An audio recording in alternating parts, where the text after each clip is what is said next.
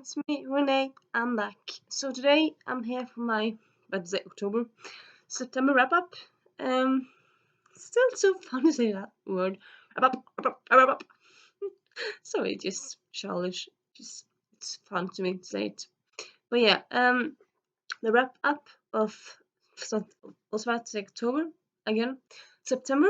I'm talking about September now. We're in October now, but yeah, the last month was September. So yeah, usually I find the books and then show them off. So I have some of them here I can show off. A lot of them are DNFs and a lot of them are audiobooks, and some of them are books that are DNF'd and I kind of want to give away. So honestly, I'm not gonna be bothered by finding all the books, but I have found some of the books, and yeah, let's start.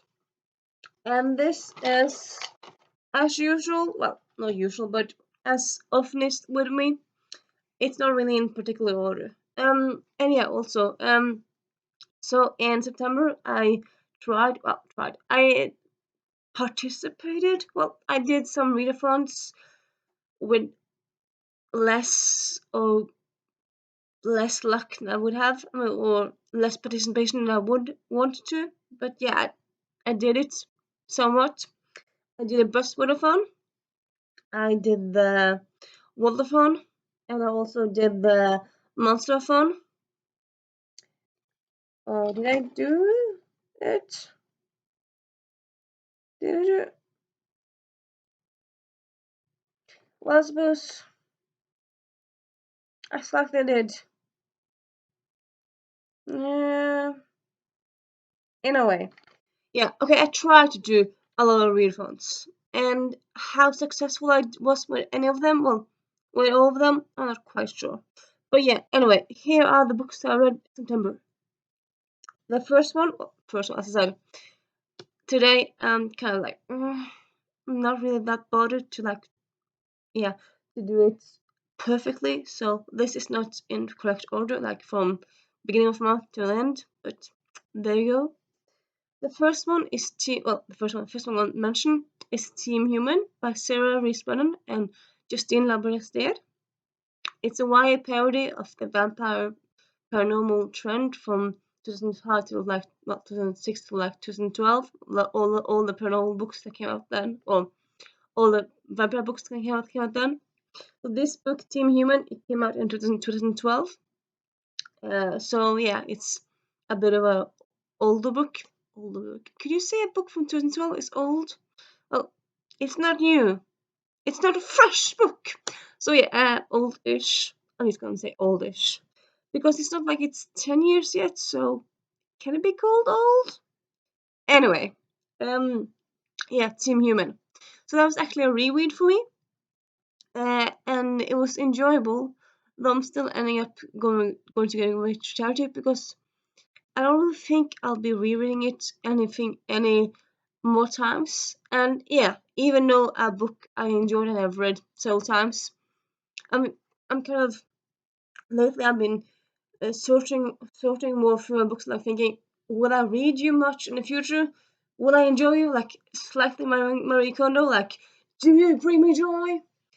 And so if a book once gave me joy, but if it's now kind of like nostalgia, but it's not like something I'll read much in the future, and if it's not doesn't have a great cover or it doesn't have a sign, it's not signed by author or anything like that, well, I probably won't give it away. And yeah, so Team Human, it's going away. I would say if you haven't read it, check it out. But it's not an amazing book, but if you want a fun and interesting read, check it out. It's a fun view and point of reference. It's a fun perspective on the vampire trend. So yeah. So yeah, that one I read and I finished. Enjoyed it very much. And then on the next, we're jumping to a book. It's a short story that sorry, I finished last week.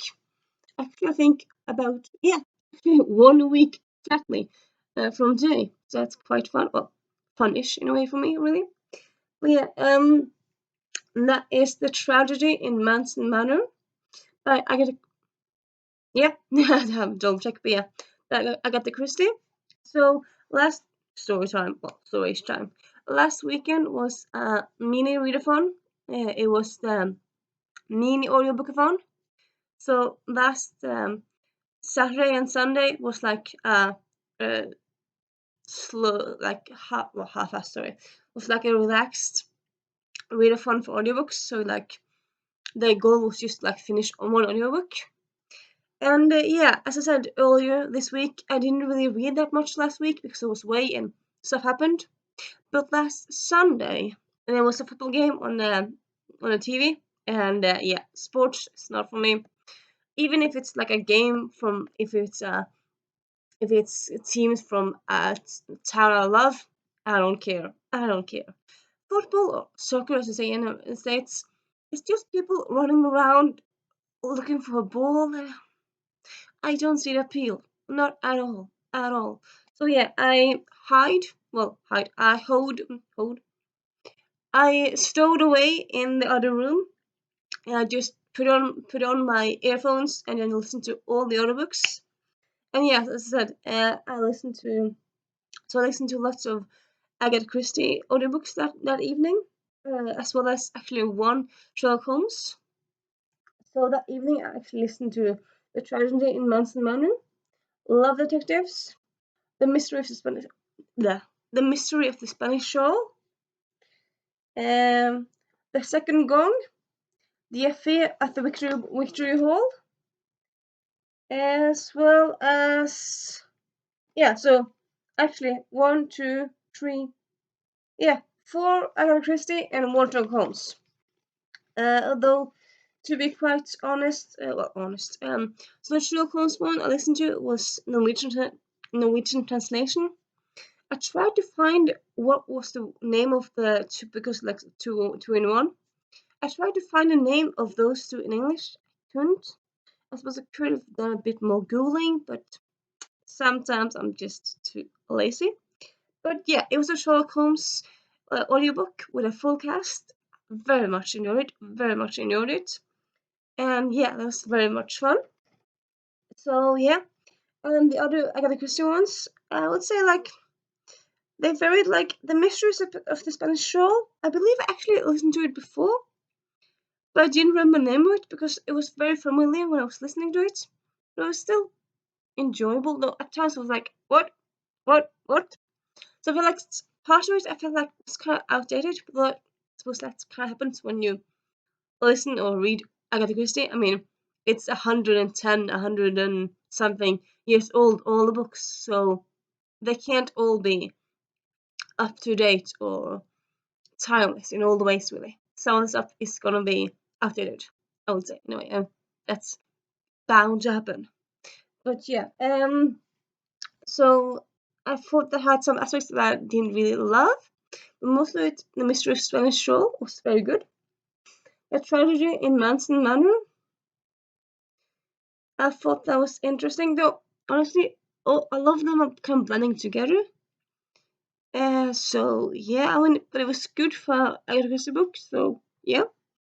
I love that the Love Detectives was a Harlequin, Mr.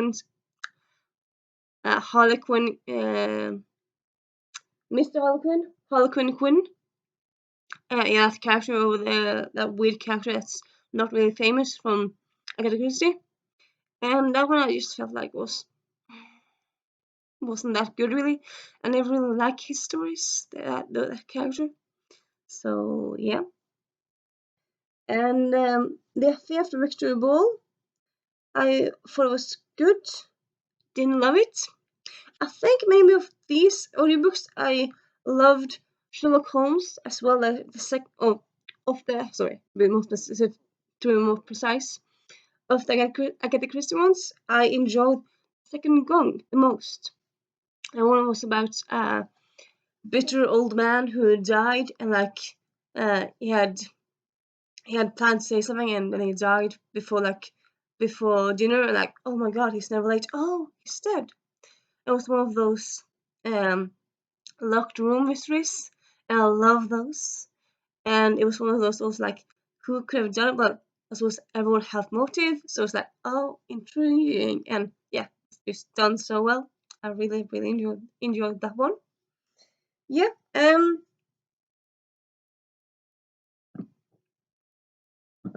Sorry. Then I also, I suppose this may be a bit of a treat for me, or that shows how much of a lazy butt I am sometimes. But yeah, so I had planned. Well, I started like a few seconds of The Pirate Queen by Helene Becker. I think something like that. I'll link all this in the Buru, so don't worry about that. And the thing is, The Pirate Queen, it's non-fiction, but it's about a pirate queen from Japan, ancient Japan. It might be China, not quite sure. And it's only 40 minutes long, but still, I tried to listen to like for 5 minutes, and I couldn't concentrate, and I wasn't that interested. And I like the character because it's based on, I mean, it's not fiction, so it's a real person. They're like biographicing. They're talking about, but still, like this book just fell flat for me. So I DNF'd a 14-minute audiobook. So yeah, that's something I did. I did it. So yeah. Unsubscribed if you feel like that's just way too childish and stupid. If you don't, I'm happy you're still here. But yeah, so that one I DNF'd. I listened to a bit of, but yeah, I started, so I'm mentioning it. But yeah, and then I also, so yeah, as I said, I went on a road trip last weekend. I went to my sister's, and she lives at the other side of the country, so I went road tripping to her house and stuff. On the way, I listened to Vitekryst, so it's, as you might suspect, a Norwegian book.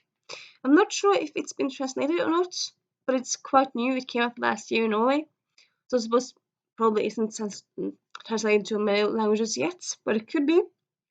So, what is it about?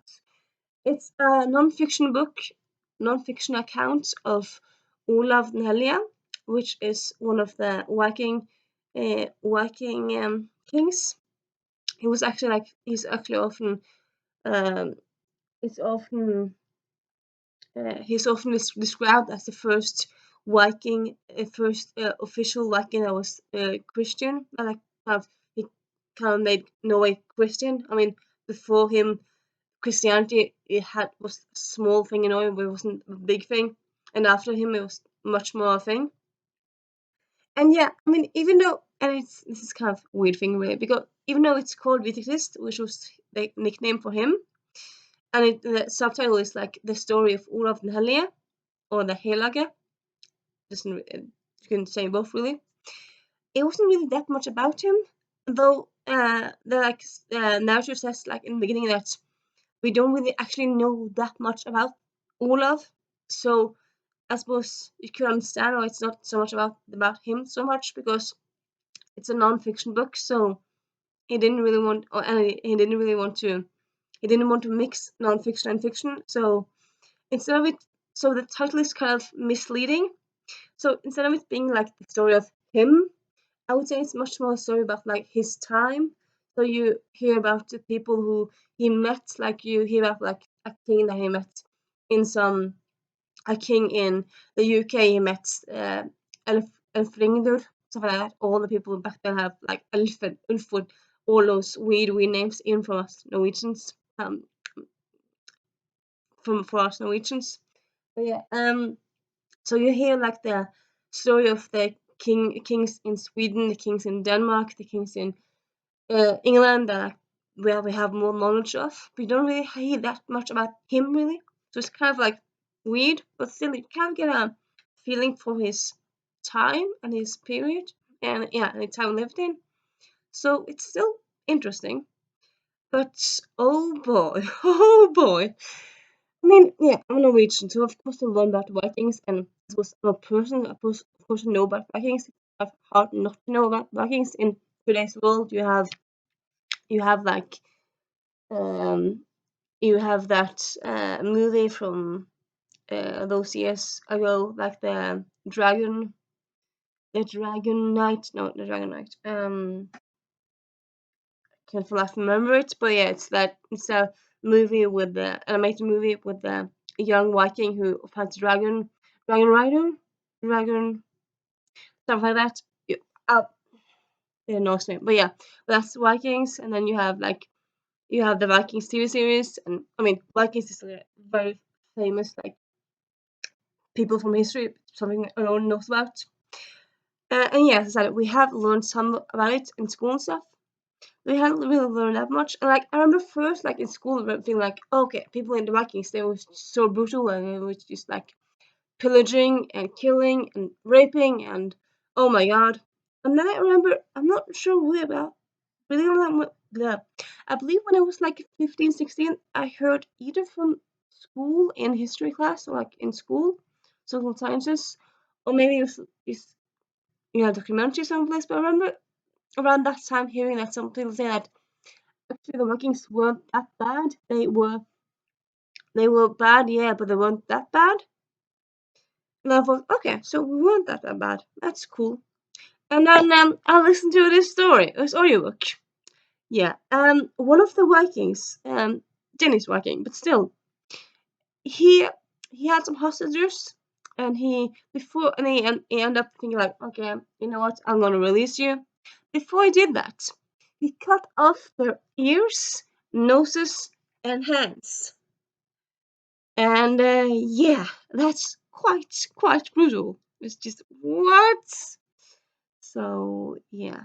Though then again, there were people in like actually I don't know how known this is, but actually like for many years, like from the 800 BC and 900 BC, a lot of Danish people went to live in England and like settle there and stuff. So like before like the big Viking times was often be like Viking time was like 10, 15, 10, 10 and stuff like, but the Vikings had like before and a bit after, so they happened stuff before that as well. And yeah, so some Danish people, Danish descendants lived in the UK in like the 1900s, 10,000s or the 1000, if you get what I mean. 1006 and etc. etc. And then after a while, there were some Vikings, no, sorry, some kings who ruled the Great Britain that time and thought like, these descendants of Danish people, maybe they will still have some family, still have some sense of loyalty to Danish people. You know what we're gonna do? We're gonna kill them. So one of the kings. He was so paranoid. He said, "Kill all the children of the Danish descendants in the UK. All the children, all of them." And one just kind of started just like saying like, "Kill them all, kill them all." So there were people uh, being attacked all over the UK, in Oxford, in London, etc., etc., just because their great granddad was from Denmark. So yeah, that's not cool either. That's not cool. And also, apparently, when at least an interesting tidbit I really found was like when these Viking people they got soldiers to fight for them. But back in those times, the soldiers didn't really have a salary. So to have money for food and stuff, they robbed villagers, and then so they robbed villagers, and then they went to next village and just started burning stuff down. And so like, what? Why don't you have taxes so these soldiers get money? No, no, we don't do that. We just have soldiers walk from Norway till Sweden, and on the way there they plunder in Norway. They plunder in Sweden. So like, no one liked these soldiers anyway. So like, what? So it's just a big illness, a big illness. Still interesting read, still interesting listen. But yeah, my God, the violence. I shouldn't probably be shocked, but kind of am, kind of am. So yeah, let's move on to other books because yeah, I read more. And then, well, I read more. As I said, I've had quite a few like varied reading experience in September. A lot of them were short reads, like audiobooks. They were often lots of them were short. Lots of DNFs, and some books I finished but didn't like. And yeah, but yeah. So yeah, also Shuri by Nick Stone. I ended up DNFing that one. I read like the first 50 pages, and honestly, I just yeah, I mean yeah, it's set in the Black Panther world, so I love that. But I felt like there was some inconsistencies in accordance between the book and the movie. So like, what's going on here? Shouldn't you like have talked to a movie and get how it works and stuff? And also, I don't know if this is on me because I just read one Nick Stone book before. Like I read, well, I suppose I read two Nick Stone's stories before in Snow in Love, which is an anthology. It's behind me there. No, it's in the other room, but yeah, I have it. And I also read a book story by her in Black Enough. I enjoyed both those. But this book, Shuri, I felt like it was just so childish and juvenile, and I just I felt I wasn't really in target age at all. I felt like if I was 9, 10, 11, I might have loved it. But being a 28-year-old and reading it, no, it didn't really work for me. It was just, yeah, I just end up DNFing it. Just simply not for me, really. Probably a good book, or probably not a bad book, but it wasn't for me, really. It was not for me. Then I also DNF'd this. I'm looking at my notepad. I didn't write DNFs on all the books I DNF'd, but I remember which I DNF'd, so yeah. But yeah, then there's The Wizard of Ozzy. As I said before, I tried to read it in 2019, actually, in 2019. It's, yeah, The Wizard of Ozzy. It's the first book in OFC Quartet by Ursula Le Guin. She's a very, very famous fantasy writer. And yeah, even though I love fantasy, I haven't really read that much older fantasy. I've never finished Lord of the Rings. Am I ashamed? No. But yeah, that's a tidbit of my opinion, really. And yeah, I only recently read Octavia Butler. I read Kindred earlier this year. And yeah, I kind of wanted to read Ursula Le Guin, as I tried to read it earlier, and I gave up soon. I felt like, nah, it wasn't really for me. Then recently, I wanted to give another chance because of actually a Dominic Noble, his YouTube channel. I felt like, okay, you love this story so much, I want to give it another try. So I went to a library, I got the book, I gave it, I think maybe read a quarter of it. Yeah, I think that was probably it. But I ended up DNFing it again. But now I feel like better about DNFing it because I read more of it, and I just felt it was so slow, and it was kind of tedious, and I didn't really care about the characters, and I just felt it was kind of tropey and uninteresting. Yeah, yeah. I wasn't really into it. Can't say I was. I end up because still I really like Dominic Noble, so I end up watching this video where like he talks in spoilers, and I thought like, okay, good, I didn't finish it because I probably wouldn't have liked the book because of all the violence and stuff to do that happened in it. So yeah. So there's that. Ursula Green, simply not for me. Hot take. I know, well, might be hot take, but yeah, there you have it. Mm.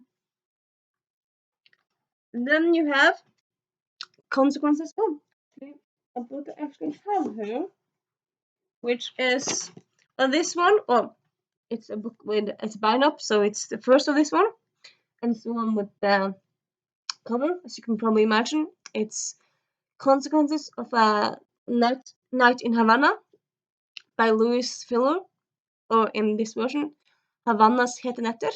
It's the Norwegian version, as you might have guessed. As you probably see here, it's Havana in the background there. So yeah, I've actually been to Havana twice, and I really liked it. So I really thought like, oh, a book set in Havana, cool, I'll buy it. So it's kind of cover by from the chaos actually. Yeah, you probably see it's a Harlequin romance, so it's a chaos buy. But yeah, so this book I actually read first bit of one. So yeah, I finished one book for Spotify with night in title. I'm happy. One book. It's not too bad, really.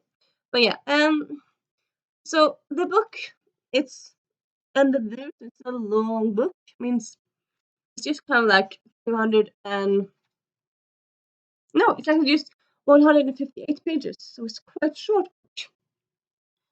And honestly, I felt it was good, but it wasn't amazing.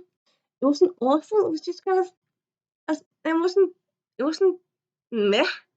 I'll say maybe it's like if you have awful and then you have fine or good and then you have awesome or fantastic. I would say like this book is maybe like here maybe it's more than fine and it's not meh, but it's not very good. It's like yeah, it's around here someplace. Like it's in the middle there.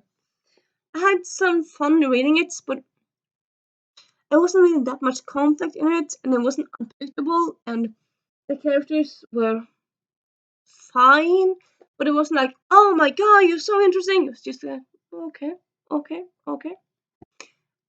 I still feel like maybe, I feel like maybe like if they made a movie out of it could be cool, but like, yeah, I'm not gonna reread it anytime soon. I probably will read the other book in the series. No, the series in this book. But yeah, this book, Consequences of Hot Havana Night, it was a book. I enjoyed it. It was a story. Don't really have that much to say about it. Yeah, sometimes that's all I can say really, at least for me. So yeah, and then I also read, well, also finished DNF'd The Feminist Agenda of Georgia Kincaid. It's actually a new release from this year. I don't have it here. I have it in my charity pile around some place. I think it's out there somewhere, but yeah. So it's actually a book I looked forward to, kind of obviously, but it's a feminist, it has feminist in the title. I love feminist books. So I just thought it sounds so good. It came out this year and I was anticipating it. And yeah, so I bought it in, I think I actually bought it in September. Yeah, because I think it came out then. Anyway, yeah. Honestly, I read like one or two chapters and I thought it was interesting. But like, okay, so I started it and then I had to put it away because I think I had to put it away because I had to eat dinner. I remember like I started and then I had to go away and do something else. While doing, yeah, I actually helped my dad in a yard with a new yard thingy. Well, it's not a yard thingy. It's not a garden thingy. It's a plant house, like a botanical gardens. Not botanical. It's a small house for flowers.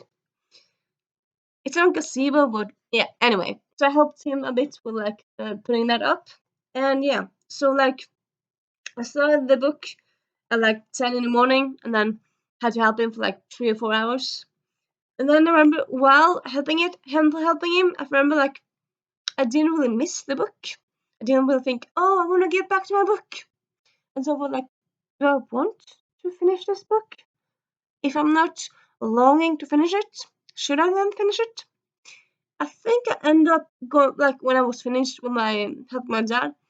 I think I picked the book up back again and just tried a few more pages. And I just thought like I'm not interested. So yeah, I DNF'd it. There wasn't anything wrong with it per se, but it wasn't compelling. It wasn't like, oh my god.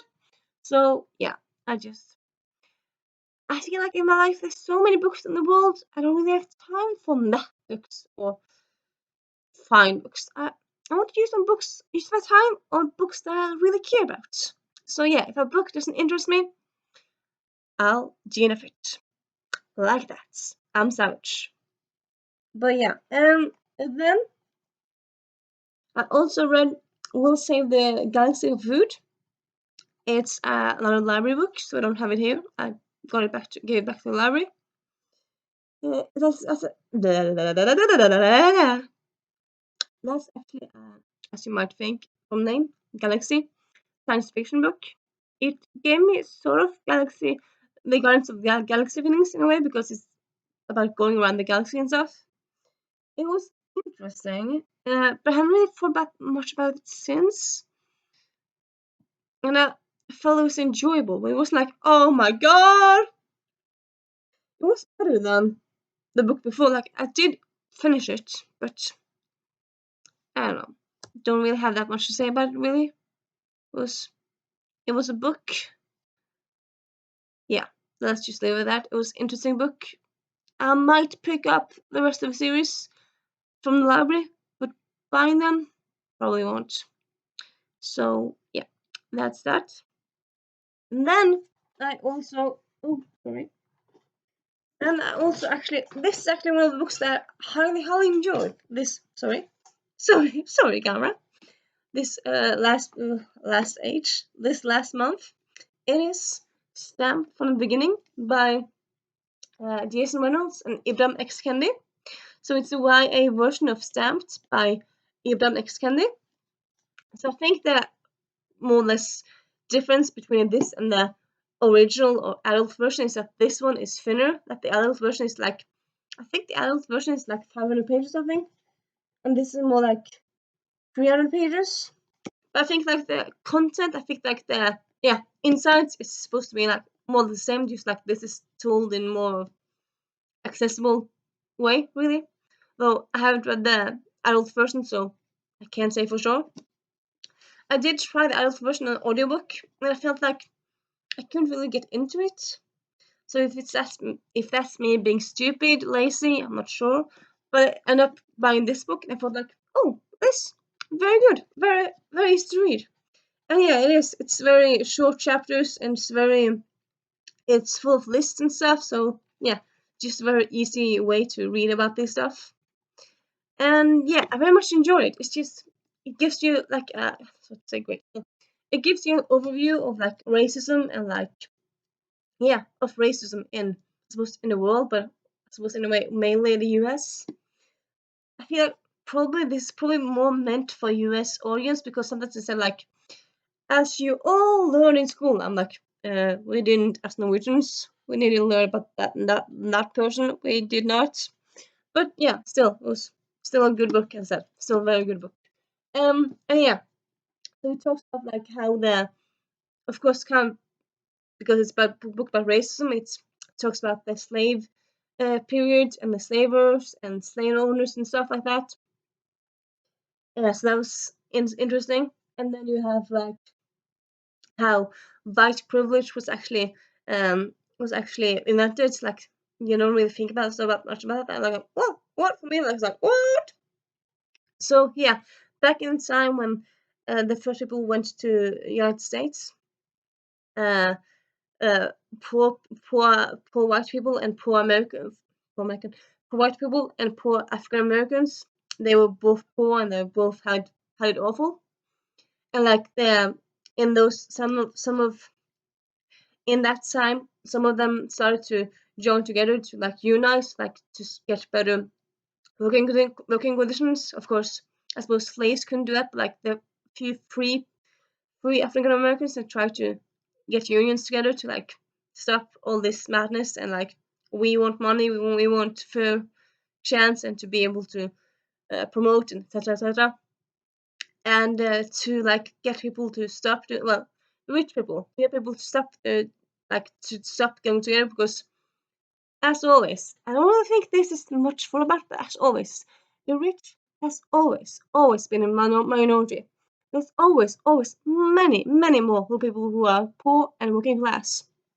So if we want to we can go against them, we can stop them because we're in the majority. We can just stop and revolutionize and start a revolution. So yeah, to stop the revolution, they started to give white people privileges and money and like chances and opportunities that they didn't give to black people, and that way a divide started and white privilege was started really.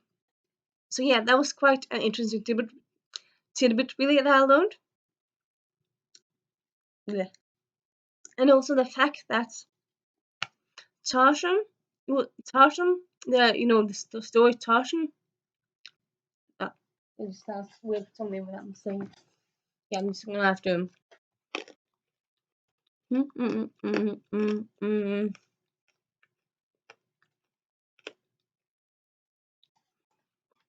So Tarzan. Sounds so weird with someone saying it. Tarzan. You know, from the jungle, from the Disney movie. Tarzan.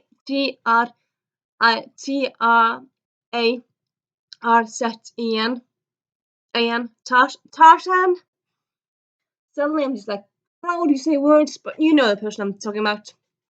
He was actually written as a like way to like symbolize the African Americans being stupid. Like they were symbolized as the apes, and he was symbolized as the smart white man. So like, what? What is this? What? It's like the beginning of all this stuff, and also Planet of the Apes. That was also like a dig on the African Americans. So it was like, what? There's so much racism like behind those stuff that you don't really know at all. At least I had no idea about. So it's like, what? What? So I suppose this just shows my ignorance or my stupidity. I suppose maybe it's something people knew about. I suppose it depends how much you know and how informed you are and what you know and not know. But yeah, anyway, this book was just very good, very informative and very good. Gave me lots to think about. And yeah, definitely say, I said, definitely check it out if you're curious about it. Definitely worth the read. And yeah, so let's move on to the other books. Then I read, yeah, I also read I started The Fountains of Silence by Ruta Sepetys. So it's actually my first, have I read any other books? No, yeah, most of the my first Ruta Sepetys book. I gave like, I think maybe I read 2 chapters, yeah, 2 chapters. Yeah, I couldn't with the writing style. I just felt like it was just kind of like too intense in a way. It was just very intense and very overviewy, and I didn't really care about the characters. I just felt, yeah, I just felt it was like moody and heavy, and no, no. Ruth Sepetys, she's not for me. She's simply not for me, really. At least not that book. I suppose I could try other books because some authors write good and bad books, but I feel like if you're looking at writing style, that probably doesn't really change that much. So yeah, yeah. And yeah, then I also DNF'd You Must Be Layla.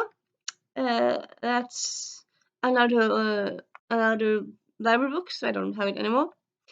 It's actually a middle grade book. I hadn't heard about it before I found it in the library. Like, you sound cool. I started, but turns out it's one of those middle grade books. I feel like you have to be like 10, 11, 9 to enjoy it. I feel like some middle grade books you can enjoy whenever, like PGO. There's no age limit for that really. Scholarly Pleasant, it shouldn't really be called middle grade. That what I would say. But yeah, You Must Be Layla. I don't know. I felt it was kind of childish. It was all about a 11-year-old playing in a garden and playing in the streets. Like, okay, so you love to play. I don't care about playing outside anymore. So I couldn't really relate to her. So yeah, I didn't have that mother effer. No, that's crude. Sorry, but yeah. And then this one I actually highly enjoyed. So yeah, some good books. Well, more good books. Also, and this all another library book, so I don't have it anymore. So just imagine it here. Well, gonna link it. And it's Only Mostly Devastated. Only Mostly Devastated by someone. Yeah, I'll link them all in down below. So yeah, this one is it's been described as Greece with LGBTQ plus aspects. What it is that it's gay love story. Well, I think one of them is bi, one of them is gay, but yeah, it's a love story between two boys, they're teens, and yeah, it's done very well. There's some sweet moments, and then you have some sadness because the main character has I was about to say dead. He has aunt that's has cancer, so that's some trigger warnings there, and there's some sadness connected to that one, that aspect. But in that, it's just a very good book, I'd say. Very much enjoyed it, and yeah, it was highly enjoyable. Definitely recommend it. Highly recommend it. Yep. And then as Evercursed, I was actually supposed to do a buddy read. Well, I was doing a buddy read with this one. I ended up DNFing it. I suppose this was partly my fault because I didn't really read too much about it before I started, and I thought okay. So like before even the book starts, it says like the narrator says like, well, there's a text where it says like trigger warnings for sexual assault, for anorexia, and something else I think. And I thought like, oh, there's assault in this one. I'm not sure I want to read this book, but still gave it a try. So I listened to it like for 10 minutes, 15 minutes. I felt like I don't care. I gave it 14 more minutes. I felt like I don't like the writing style of this at all. I was just uninteresting and I didn't care about anything. And yeah, I suppose maybe I'm harsh, but as I said, I feel like I read so many and there's so many good books out there. If you don't catch my attention like that, or like somehow in the first chapter, or hopefully preferably in the first page, like if you don't really grab me in some small way from the beginning, I'm giving up on you. I'm DNFing you. For reals. Yeah. So that one, DNF'd. Sorry. A little coughing there. But yeah. And then another book that I really enjoyed, Majesty, American Royals Majesty, by Catherine McGee. So supposedly this is the last in series because I don't really think there's a third book that's like scheduled to come out. But like people on Goodreads says like they're anticipating in the third book. And honestly, yeah, because I can see in some ways how this could be like a ending of the series, but also I feel in a way that there's way too many plot lines that's kind of hanging in the air that I feel like maybe you shouldn't have a direct sequel, or maybe a spin-off. Because yeah, I very much enjoyed it. Yeah, and it wasn't a cliffhanger ending, but I feel like is this the ending? Because yeah, even though Reddit knowing that okay, it's supposedly the ending, it's supposedly the second book in a duology, so I had that in mind while reading it. But I still felt like, okay, so when is this going to wrap up, and what's going to happen with this one, and with this plotline and stuff like, and then lots of them were just kind of added to, but they weren't concluded, and I felt like, yeah, I felt like there was one stuff was hinted at that I felt like, okay, so